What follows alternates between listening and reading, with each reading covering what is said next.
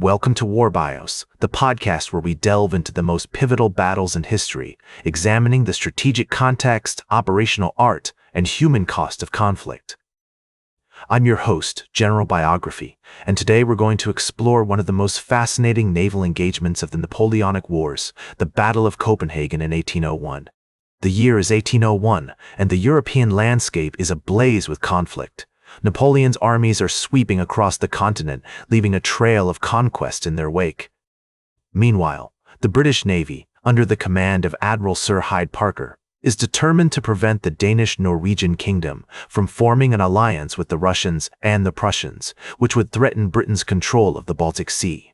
The seeds of this conflict were sown in 1800, when Tsar Paul I of Russia formed the League of Armed Neutrality, a coalition of European powers aimed at resisting British naval supremacy. Denmark, Norway, Sweden, and Prussia joined the League, which led to a British blockade of the Baltic ports. The Danish government, under the leadership of Crown Prince Frederick, was torn between its loyalty to the League and its desire to maintain good relations with Britain. In December 1800, the British government sent a diplomatic mission to Copenhagen, led by Sir Hyde Parker's nephew, Captain William Parker, to persuade the Danes to leave the League of Armed Neutrality. However, the negotiations failed, and the Danish government refused to abandon its allies.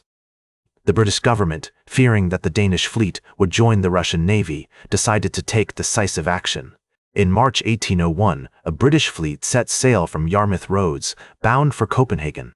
The fleet consisted of 50 ships, including 18 ships of the line, under the command of Admiral Sir Hyde Parker and Vice Admiral Horatio Nelson. As we navigate the complex landscape of European politics in 1801, it's essential to consider the key figures who played a crucial role in shaping the outcome of the conflict. Admiral Parker, a seasoned naval officer with extensive experience in the French Revolutionary Wars, would face a daunting challenge in navigating the treacherous waters of the Øresund Strait. Crown Prince Frederick of Denmark, who had recently ascended to the throne following the death of his father, King Christian VII, would face an impossible decision: defy the British and risk annihilation, or surrender and compromise his nation's sovereignty. The Danish fleet, although outnumbered, was well entrenched in the harbor of Copenhagen, with a series of fortified islands and shore batteries protecting their ships. Admiral Olfert Fischer, the Danish commander, had carefully prepared his defenses, using a combination of ship-based artillery and land-based fortifications to create a formidable barrier against the British attack. The fate of empires hung in the balance, and the outcome would be decided on the choppy waters of the Øresund Strait.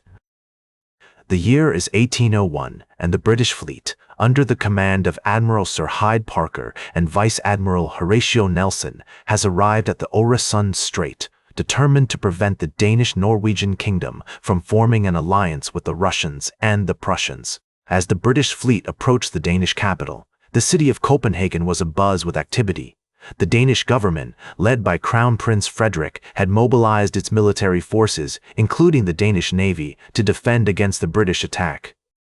Admiral Olfert Fischer, the Danish commander, had carefully prepared his defenses, using a combination of ship-based artillery and land-based fortifications to create a formidable barrier against the British.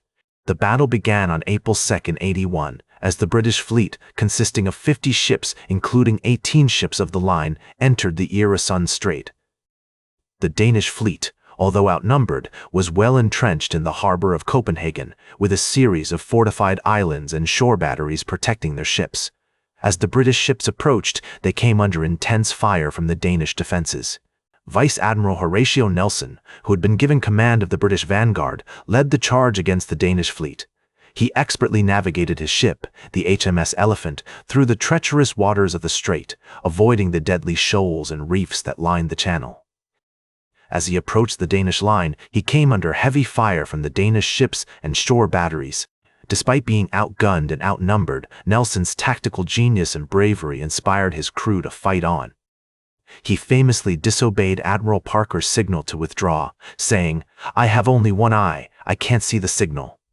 This bold move allowed the British to gain a foothold in the battle, and eventually they were able to break through the Danish defenses. The Danish fleet, although valiantly defended, was ultimately no match for the superior British firepower. After several hours of intense fighting, the Danish ships were either sunk or captured, and the city of Copenhagen was forced to surrender. The British had won a decisive victory, but at great cost. Over 1,000 British sailors were killed or wounded in the battle. The consequences of the Battle of Copenhagen were far-reaching. The Danish-Norwegian kingdom was forced to withdraw from the League of Armed Neutrality, and the British were able to maintain their control of the Baltic Sea. The battle also marked a significant turning point in the career of Horatio Nelson, who would go on to become one of the most celebrated admirals in British history. The British victory on April 2, 1801, marked a significant turning point in the history of Europe, with far-reaching consequences for the Danish-Norwegian kingdom, the British Empire, and the broader European landscape. In the immediate aftermath of the battle, the Danish-Norwegian kingdom was forced to withdraw from the League of Armed Neutrality, a coalition of European powers that had sought to resist British naval supremacy.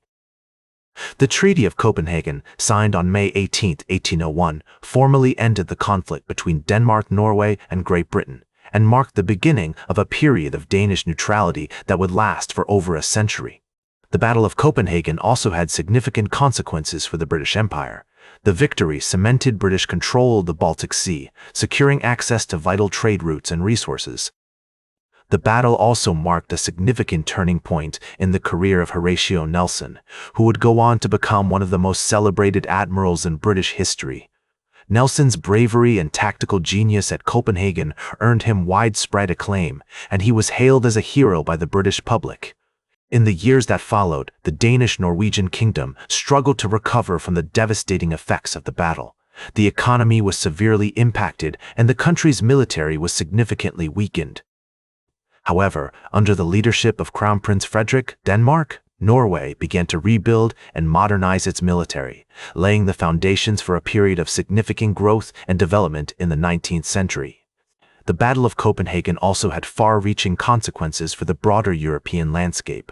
The battle marked a significant shift in the balance of power in Europe as British naval supremacy became increasingly unchallenged. The battle also contributed to the eventual downfall of Napoleon Bonaparte, who would later attempt to challenge British dominance of the seas. The legacy of the Battle of Copenhagen can be seen in the modern-day navies of Europe, where the principles of naval warfare developed during this period continue to influence strategic thinking.